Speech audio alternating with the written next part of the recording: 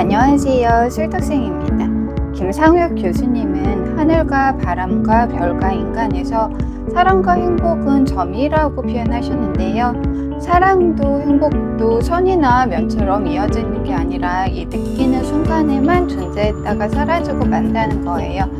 하지만 점에 물리적인 시간을 더해서 움직이게 하면 선이 될 수 있는 것처럼 이 점을 명사가 아닌 동사로 이해하는 순간 찰나의 순간에만 존재하는 사랑이나 행복이라는 감정 역시 좀 지속 가능한 감정이 될 수도 있다고 하십니다.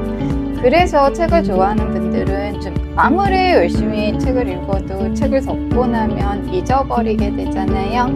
하지만 이 계속해서 읽다라는 동사를 통해 책을 통해 느끼는 행복한 순간을 좀 지속하고 있는 건 아닐까 싶습니다. 책과 함께 행복한 일상을 살아가기 위해서 지난 2주 동안에도 열심히 책을 읽었는데요. 어떤 책과 좀 함께 했는지 지금부터 소개해 드릴게요. 첫 번째 책은 칼 세이건의 악령이 출몰하는 세상입니다. 칼 세이건은 미국의 천체 물리학자로 과학의 대중화에 많은 노력을 기울인 것으로 유명한데요. 1980년대에 좀 널리 알려진 텔레비전 다큐멘터리 코스모스와 과학 교양서 코스모스로도 유명하세요. 악령이 출몰하는 세상은 1965년 5월경에 출간이 됐고요. 칼 세이건은 그해 12월에 사망을 했습니다. 책은 좀 두꺼운 편인데 페이지 수도 한 630여 페이지 정도 되거든요. 그런데 너무 재밌어요. 칼 세이건은 좀 아무리 좋은 연구도 과학자가 어려운 용어로 설명하면 독자들이 이해할 수 없기 때문에 최대한 쉬운 언어로 설명해야 한다고 늘 주장을 하셨거든요. 그래서 그런지 이 책 역시 책은 두껍지만 굉장히 쉬운 언어로 좀 이해하기 쉽게 씌워진 책이에요. 그리고 번역이 너무 매끄러워요. 번역된 외국 과학 대중교양서임에도 불구하고 읽는데 전혀 무리가 없었던 그런 책이었고, 그래서 그런지 듣기에 비해서 정말 힘들이지 않고 좀 재미있게 읽을 수 있었고요.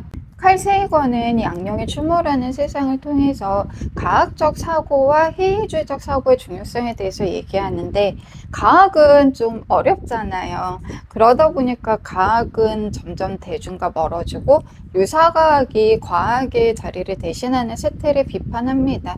이 유사과학의 대표적인 예는 외계인이나 미신, 점성술 이런 것들인데요.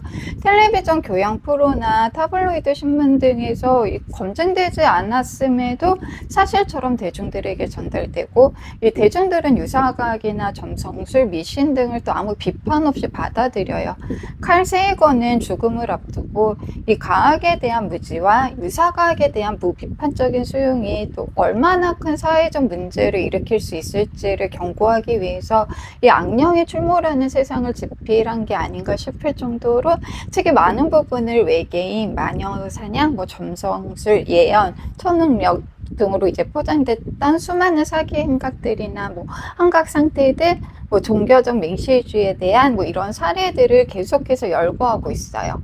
실제 사례들이 많은 페이지를 차지하고 있어서 흥미진진하게 읽을 수 있고, 칼 세이건은 회의주의적인 시각과 강력한 증거가 없다면 일단 의심하고 보는 태도야말로 좀 우리를 진리에 가깝게 할 수 있다라고 하거든요. 세상을 좀 더 좋게 만들 수 있다고. 이 미국의 건국의 아버지들은 처음 미국을 세울 때 과학적 사고방식을 가지고 독립선언물도 만들고 권리정전도 만들었다고 하더라고요. 과학 대신에 유사과학이나 미신의 관심과 비용을 투자하는 대신에 정부와 과학계가 이 과학의 대중화를 위해서 노력해야 한다는 메시지가 너무 잘 담긴 책이었어요. 좀 저 역시 문과 출신이라고 해서 과학을 어렵다고만 할 게 아니라 과학 대중교양서를 많이 읽어야겠다라는 다짐을 하게 했고요. 이 윤석열 정부는 R&D 예산을 삭감해서 많은 비판을 받기도 했는데, 기초과학을 경시하는 게 좀 얼마나 무섭고 위험한 일인지를 느끼기도 한 책이었습니다. 수술 너무 잘 읽히는 책이지만 정말 많은 생각을 할 수 있는 책이에요. 많은 구독자분들이 꼭 한번 읽어보시기를 추천드려요. 이번에 소개해드릴 책은 한승태 작가님의 어떤 동사의 멸종입니다. 한승태 작가님은 다양한 노동 현장에서 일을 하고 그 일에 대한 리포르타지를 쓰는 작가님이신데, 꽃게잡이 선언으로 일하고 쓴 책 인간의 조건, 이 책은 개정판이 나오면서 책 제목이 이 키닝으로 바뀌었더라고요. 양돈장에서 이런 경험을 바탕으로 쓴 고기로 태어나서 이후에 이 노동 3부작으로 이제 마지막 권으로 나온 책이에요. 이 어떤 동사의 멸종은 인공지능의 발달로 조만간 사라질 것으로 예상되는 직업 4가지를 고르고요.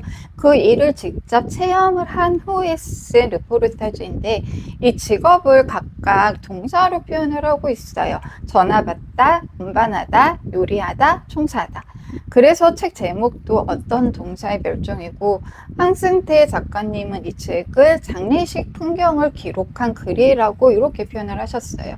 직접 경험을 바탕으로 한 르포라서 그런지 글이 굉장히 생생하고, 또 책에 언급되는 직업마다 이렇게 주석을 달아서 그 직업의 대체 확률에 대해서 설명해 주시는 게 굉장히 인상적이었거든요. 뭐 예를 들면 상담 이력을 작성하거나 매장이나 배송기사에게 연락할 때 고객에게 아웃바운드 콜을 하는 경우도 작업에 속한다. 이런 문장이 있으면 배송기사의 별표를 달고 이 주석으로 배달 서비스원 대체 확률은 0.69 이런 식으로 표현을 계속 하시거든요. 이 일의 숫자가 가까워질수록 대체 확률이 높다는 건데, 이런 부분도 너무 재미있지만 이 글을 익살스럽고 굉장히 유쾌하게 쓰셔서 이 무거운 상황을 굉장히 가볍게 전달을 해줘요. 콜센터에서 전화 받는 일을 하면서 이 고객들에게 온갖 욕설을 듣고 모욕을 당하는데요. 이 감정노동에 대한 어려움을 굉장히 좀 위트 있게 묘사를 또 하시거든요. 한번 읽어봐 드리면, 전화 상담사라는 일이 어떤 것인지 파악하는 데는 하루면 충분했다. 이 일을 할 수 있느냐 없느냐는 고객의 말에 난타당해도 버텨낼 수 있는 심리적 맷집을 기를 수 있느냐에 달렸다. 맷집이란 게 그렇듯이 별다른 방법은 없었다. 그저 두들겨 맞는 것밖에. 다만 권투 경기와 달리 우리는 상대가 방심한 사이 녹다운을 노리는 게 아니었다. 맞는 것 자체가 목표였다. 강철 같다고 믿었던 내 정신 상태는 실제로 부딪혀 보니 단단하기가 크로아상 수준이었다. 여기서 오래 일하면 내 월급의 상당 부분이 정신과 의사들이 제주도 별장 구입하는 데 들어가겠구나 하는 확신이 들었다. 이 콜센터는 인간의 존엄성이 무너지는 그런 일터더라고요. 이 루포를 읽다 보면. 근데 한승태 작가님이 그 일터를 묘사한 표현한 글들은 좀 우프다고 하나요? 좀 화나고 슬프지만 웃게 되는 뭐 그런 책이었어요. 이 노동이 사라진다는 건 그 노동을 한 사람의 기억이, 기록도 함께 사라진다는 거잖아요. 유발 하라리도 21세기를 위한 21가지 제언에서 인간 노동의 무용성의 위험성에 대해 얘기하시는데요. 노동은 생존을 위한 것이기도 하지만 또 삶의 의미를 찾아나가는 행위이기도 합니다. 코로나를 겪으면서 우리가 필수 노동이라고 했던 노동들이 이 어떤 동사의 멸종에 모두 들어있어요. 콜센터 상담원, 조리사, 택배회사, 물류상하차원, 건물 청소원들. 이 필수 노동이지만 결국 기계가 대체할 수 있는 일자리, 이 기계가 아니더라도 누구나 대체할 수 있는 일자리들도 다 이런 일자리들이더라고요. 이 코로나를 겪으면서 필수 노동에 대한 존중과 노동에 맞는 합당한 대우가 필요하다는 논의는 계속 있었지만, 이 코로나 전국이 끝나고 또 결국은 위야무야 됐잖아요. 다른 어떤 말을 하는 것보다 이 한승태 작가님이 택배 물류센터에서 운반하면서 겪은 체험을 바탕으로 쓴 굉장히 정말 감동적인 문장이 있었거든요. 이 문장 한번 읽어봐 드리면서 책 소개 마칠게요. 우리에게 노동은 좀 어떤 의미여야 하는지를 정말 잘 느끼게 해준 그런 문장이었거든요. 일당을 받는 육체노동은 인생을 구체화시킨다. 물류센터에서 매일매일 내가 한 일의 성과를 바로 눈으로 확인할 수 있다. 내가 쓸모있는 무언가를 한다는 느낌을 한순간도 잃지 않는다. 이 일을 하는 동안 인생은 모호하기로 악명 높은 시간 개념이 아니라 손에 잡히는 무언가, 두 손으로 꼭 붙들고서 짚고 휘두를 수 있는 단단하고 구체적인 무언가였다. 그렇게 일을 끝내면 일당이 통장에 차곡차곡 쌓이더니 잔고의 앞자리 숫자가 변하는 것이 보인다. 마치 하루하루 레벨업을 하는 느낌이다. 물론 까대기가 성장시켜줄 삶에는 지극히 현실적인 한계가 있다. 하지만 온몸의 관절을 박살내버리려는 듯 돌아가는 작업 속에서도 그 감각, 내 삶이 전진하고 있다는 감각만큼은 분명하게 전해진다.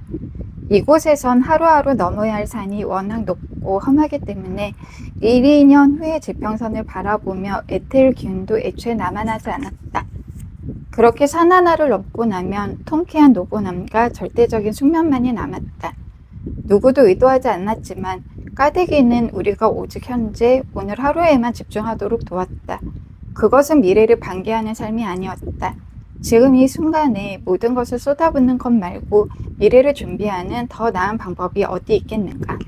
이번에 소개해드릴 책은 칼 세이건만큼이나 독자들이 이해하기 쉬운 언어로 글을 쓰는 유시민 작가님의 책 3권인데요. 첫 번째 책은 요즘 베스트셀러 1위 자리를 굳건하게 지키고 있는 그의 운명에 대한 아주 개인적인 생각입니다.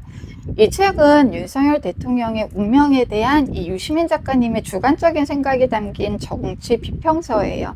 이 독일 출신 철학자 한나 아렌트는 아이 히만이라는 나치 친위대 장교의 재판을 참관한 후에 예루살렘의 아이 히만이라는 법정 보고서를 통해서 이 악의 비속함이라는 개념을 만드는데요. 우리는 보통 악의 평범성으로 알고 있잖아요. 이 아이 히만의 가장 큰 죄는 자신이 지금 악을 저지르고 있음을 이 자기 머리로 사유하지 않고 그저 본능과 욕망이 시키는 대로 악한 짓을 서슴없이 한 거라고 하는데요. 유시민 작가님은 이 윤석열 대통령이야말로 그런 좀 비속하다는 이 비속함이 가장 잘 어울리는 사람이라고 합니다.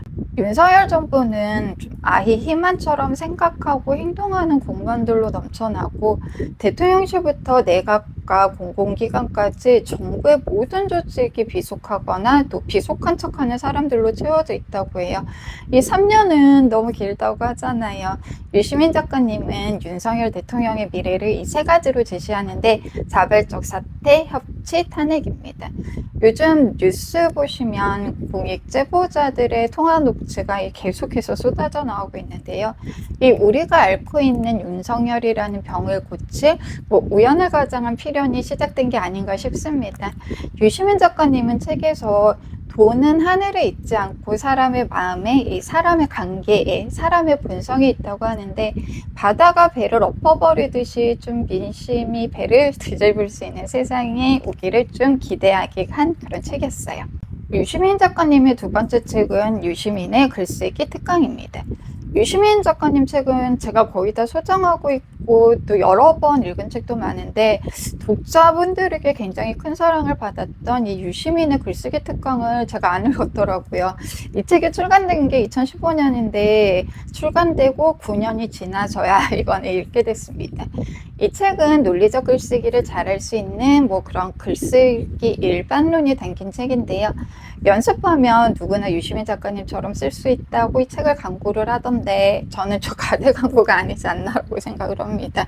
유시민 작가님처럼 쓰지는 못하겠지만 좀 글쓰기를 몸으로 익혀서 이 습관으로 만드는 비법을 좀 전수받을 수 있었던 그런 책이에요. 일단 글쓰기를 잘하려면 쓰기를 두려워하지 않는 게 중요한데요. 글쓰기 연습을 좀 아날로그식으로 하라고 하시더라고요. 언제든 꺼내서 쓸 수 있는 수첩을 가지고 다니면서 좀 남는 시간에 저희 보통 핸드폰 하잖아요. 핸드폰 하지 말고 풍경 묘사든 인물 묘사든 일단 매일 30분씩이라도 쓰는 습관을 들이는 게 중요하고 글쓰기는 결국 훈련이기 때문에 이 짧은 글이라도 일단은 많이 써보라고 하세요.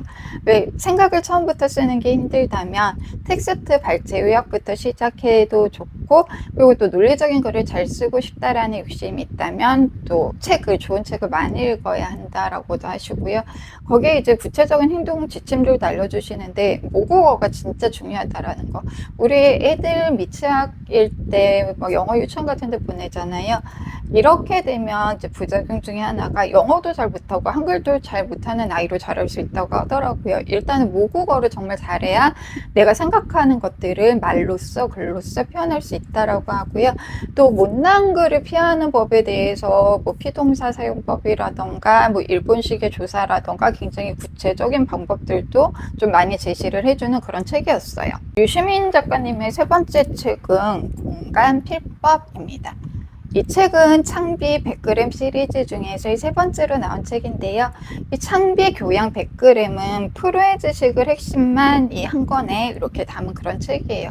진짜 책이 100g 정도 나가나 싶어서 무게 달아보니까 180g 정도 나가더라고요. 정말 가벼운 책인 거죠.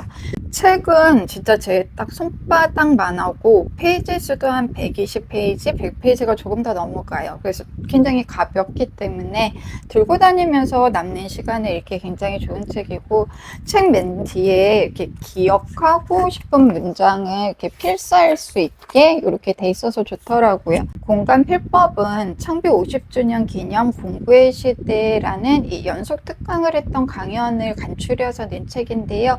공부와 독서, 글쓰기에 대해서 얘기하고 있어요.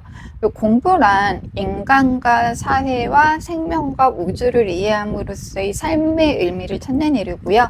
독서는 공부하는 방법 중에 여러 가지 방법이 있잖아요. 근데 그 중에서도 저자가 파악한 인간과 세계의 본질, 저자가 찾은 삶의 의미와 살아가면서 느낀 감정 등 좀 굉장히 우리가 저자의 생각과 감정을 읽고 이해하고 공감하는데 효과가 굉장히 확실한 그런 공부 방법이라고 합니다. 글쓰기는 생각과 감정을 문자로 표현하는 행위로 공부야말로 이 독서와 글쓰기를 이어나가는 이 세계가 하나로 연결되어 있는 이런 과정이라고 해요. 저는 2024년 목표가 좀 글을 쓰는 사람이 되자였는데 작가가 되겠다는 게 아니라 그냥 꾸준히 어디에 따라가도 글을 남기는 사람이 되자였는데, 상반기가 다 지나갔지만 여전히 쓰는 시간보다는 좀 읽는 시간들을 더 많이 쓰고 있어요. 이 책을 읽어도 감상과 느낌을 글로 적어내려 가야만, 내 언어로 표현해내야만 진짜 내 것이 될 수 있다라는 생각을 하는데, 실천하기가 생각보다 쉽지가 않더라고요. 그래서 이 공간 필법을 읽으면서 그래, 다시 꾸준히 하반기는 열심히 잘 써야 되겠다 이런 다짐을 하게 한 책이었고요. 글쓰기 비법이 담긴 책이라기보다는 좀 우리는 왜 읽고 써야 하는지, 무엇을 읽고 무엇을 써야 하는지에 대한 유시민 작가님의 생각이 담긴 책이라서 너무 좋았어요.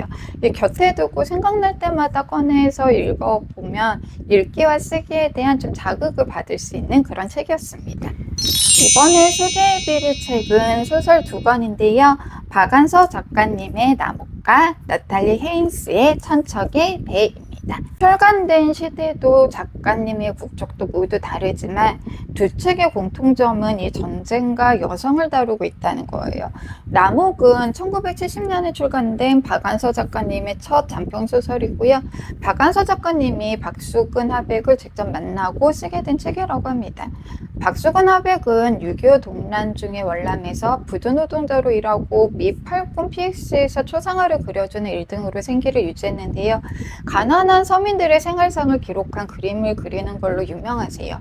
평생을 좀 가난하게 사시다가 이제 돌아가신 후에 작품이 인정을 받기 시작을 했는데, 이런 삶의 부조리, 모순, 이런 점에 대해서 박안서 작가님이 좀 많은 생각을 하게 돼서 이 소설을 쓰게 되셨다라고 하더라고요. 이 박수근 하백의 삶을 좀 모티브로 한 소설이라서 책의 표지 역시 박수근 하백의 나무와 여인 이 그림으로 되어 있어요. 책의 주인공은 이경이라는 20대 초반의 젊은 여성인데요. 전쟁에 끌려가지 않기 위해 숨어있던 오빠들이 이경의 권유로 행랑채 벽장으로 피신 자리를 옮기게 되고, 그날 밤 폭격으로 하필이면 오빠들이 죽게 돼요. 이경의 어머니는 오빠들이 죽은 이후에 살아도 상기하는 모습으로 파괴된 집을 지키고 있고, 이경은 미 8군 PX에서 미군들의 초상화를 그려주는 하실 매니저로 근무를 하지만, 오빠들이 자기 때문에 죽었다는 엄마가 자기를 원망하고 있다라는 이런 죄책감에 시달리고 있어요. PX 전기 수리공인 태수의 구애를 받으면서 이 썸을 타기도 하지만, 어느 날 생계를 위해 하실에 합류한 오키도에게 좀 뭔가 안정적인 동경심을 느끼게 돼요. 오키도는 이미 결혼해서 이 아이가 5 있는 유부남이지만, 이경은 거기에 신경 쓰지 않고 이 오키도에게 적극적으로 다가가고요. 결국 둘은 썸까지 타게 됩니다. 오키도는 이경을 통해서 생계 때문에 잊고 있던 이 그림에 대한 열정을 다시 느끼게 되고, 하실에 휴가를 내고 집에서 그림 그리기에 열중을 해요. 오키도가 너무 그리웠던 이경은 오키도의 집을 찾아가고 오키도가 그린 어둡고 음침한 거대한 고목을 보게 됩니다. 이 어머니의 죽음으로 이경은 태수와 결혼 이야기가 오가게 되고 이 유부남이었던 오키도는 결국 이경을 떠나요. 태수와 이경은 결혼을 하게 되고요. 이 안정된 가정을 꾸리고 자녀도 낳고 이렇게 살고 있습니다. 그런데 어느 날 고 오키도 화백에 유고전이 열린다는 뉴스를 접하고 이경과 태수는 미술관을 찾아갑니다. 미술관에서 이경은 예전에 오키도의 집을 찾아가서 그 오키도가 그린 그림을 봤던 그 고목을 보게 되는데 그건 이제 다시 보니 고목이 아니라 나목이었던 거예요. 봄이 오리라는 확신이 있기에 이 추운 겨울을 떨면서 견뎌낼 수 있는 이런 나목이요. 나목의 전체적인 이미지는 회백색이에요.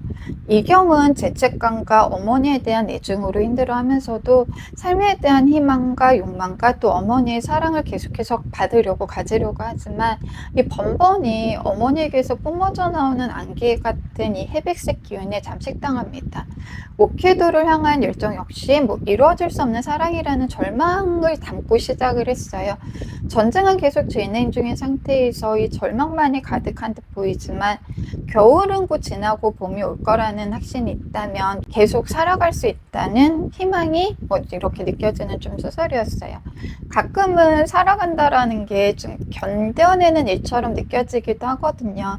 시지프스가 매일 돌을 굴려야 하는 운명인 것처럼 우리 역시 매일 일상을 견뎌내야 하고 또 괴로움과 고통, 불행을 넘겨야 한다는 거 우리의 기본값이라는 거 누구에게나 사연이 있고 누구나 삶의 어려움을 안고 있지만 우리는 모두 좀 나목처럼 내 안에 봄을 품고 있다라는 생각을 하면서 굉장히 감동적으로 잘 읽은 책이기도 했습니다. 마지막 책 나탈리 헤인스의 천척의 배는 트로이 전쟁에 대한 이야기예요. 트로이 전쟁은 트로이의 왕자 파리스가 이 스파르타의 왕비인 헬레네를 트로이로 데려오면서 시작이 되는데 파리스의 심판으로 알려진 이 이야기의 시작에는 불화의 여신인 에리스를 시작으로 해서 헤라, 아프로디테, 아테네 같은 여신들의 기입이 있었어요. 이 아내를 빼앗긴 스파르타의 왕 메넬라우스와 그의 형 아가멤논은 헬레네를 구출하고 트로이에 복수를 하기 위해서 그리스 군대와 동맹을 결성하고 천척의 배를 이끌고 트로이로 쳐들어갑니다. 트로이 전쟁은 호메로스의 일리아스와 오디세이아 이 서사시로 많이 알려져 있는데요. 일리아스는 트로이 전쟁 전반을, 오디세이아는 전쟁이 끝난 후에 고국으로 돌아가는 오디세우스의 모험담을 담은 그런 서사시예요. 천척의 배는 트로이 전쟁을 남성이 아닌 여성의 입장에서 여성의 서사로 써내려간 소설입니다. 트로이의 왕비였던 헤바케, 헥토르의 아내였던 안드로마케, 오디세우스의 아내였던 페넬로페 등의 입장에서 이 트로이 전쟁을 다시 써내려가는데 일단 책이 너무 재미있어요. 이 트로이 전쟁에 대해 잘 모르더라도 재미있게 잘 읽을 수 있는 소설이고 우리가 고전을 재해석하는 작품들이 굉장히 많이 나오고 있잖아요. 그런 작품들 중에서도 정말 재미있게 잘 읽은 책이었습니다. 책에서 남자들은 전쟁으로 목숨만 잃지만 여자들은 목숨을 빼고 모든 걸 잃었다 이런 문장이 있거든요. 우리의 조선시대에도 전쟁 후에 여자들은 청나라의 노예나 첩으로 끌려가곤 했잖아요. 트로이가 함락된 후에 그리스군에게 생포된 여자들의 이야기가 이 트로이아의 여인들이라는 여러 장의 챕터로 전개가 되고 있는데 이게 굉장히 좀 먹먹하게 마음이 좀 많이 아프게 됩니다. 이 트로이 전쟁을 또 하러 간 남편을 기다리는 여자들의 입장에서 또 쓰여지는 이야기가 있는데 이거는 페넬로페 입장에서 또 이야기가 씌워지고요. 전쟁의 승리를 위해서 사랑하는 딸을 좀 제물로 바친 데 대한 복수를 꿈꾸는 이 아가멤논의 왕비의 클레이타임네스트라의 이야기도 있고 아들의 죽음을 알지만 막을 수 없는 이 아킬레우스의 엄마, 이 모성으로서의 엄마 테티스 등의 이야기들로도 이제 이루어져 있어요. 저자인 나탈리 헤인스는 좀 이 전복적인 이야기를 쓰기 위해서 여러 문학 작품과 고고학 문헌 등을 살펴봤다고 하는데요. 저는 좀 가장 인상적이었던 게 남성 중심의 서사에서 우리가 보통 영웅의 자리에 놓는 오디세우스가 아내 페넬로페 입장에서는 전쟁에 참가하느라고 가정을 돌보지 않는 좀 무능한 남편에 으스대길 좋아하는 뭐 찌질한 남자라고 이렇게 표현되었다는 거였고, 오디세이아에서 오디세우스가 겪는 여러 가지 모험들을 이 시인을 통해서 페넬로페가 전해들어요. 그래서 페넬로페는 이 크리케와 함께한 시간이나 칼립소에게 잡혀있던 이 7년이라는 시간으로 불륜이라고 표현을 하거든요. 그 불륜을 저지르고 있는 남편의 이야기를 시인을 통해서 듣고 있는 페넬로페 부인의 입장, 막 이런 게 느껴져서 좀 굉장히 인상적이었고, 누구의 입장에서 바라보느냐에 따라 사건의 해석은 여러 가지일 수가 있는데요. 트로이 전쟁을 여성 입장에서 바라보는 시도가 지금까지 한 번도 없었어요. 또 거기에 우려 없이 의문이나 비판 없이 그리스 고대 영서 사실을 그냥 남자 중심에서 받아들이고 있었던 건 아닌가라는 생각이 들었고, 이제라도 트로이 전쟁을 여성의 입장에서 쓴 너무 멋진 소설이 나와서 너무 다행이라는 생각을 했고, 칼 세이건이 말한 대로 이 해이주의적인 사고를 길러야 하는 이유가 이 천추억의 배라는 소설에도 정말 너무 잘 드러나 있는 게 아닌가 말하는 그런 생각을 한 책이었습니다. 이 책 진짜 너무 추천드려요. 이번 여름휴가 읽으셔도 너무 좋은 책일 것 같고, 저도 저희 구독자님이 너무 좋았다, 잘 읽었다 하셔서 읽게 된 책인데요. 정말 읽어보시면 후회 안 하실 거예요. 많은 구독자분들 읽어보시기를 추천드립니다. 지금까지 지난 2주 동안 읽은 책 7권 소개해드렸고요. 유시민 작가님은 공감필법에서 이 독서는 양이 아니라 맛이라고 하면서 다독을 하는 것보다 좋은 책을 맛난 음식을 음미하면서 천천히 씹어먹듯 천천히 아껴가면서 읽는 게 더 중요하다고 하시더라고요. 남은 7월 구독자분들도 좋은 책의 맛을 좀 천천히 음미하듯 느끼실 수 있기를 응원하겠습니다. 오늘도 영상 시청해주셔서 감사합니다.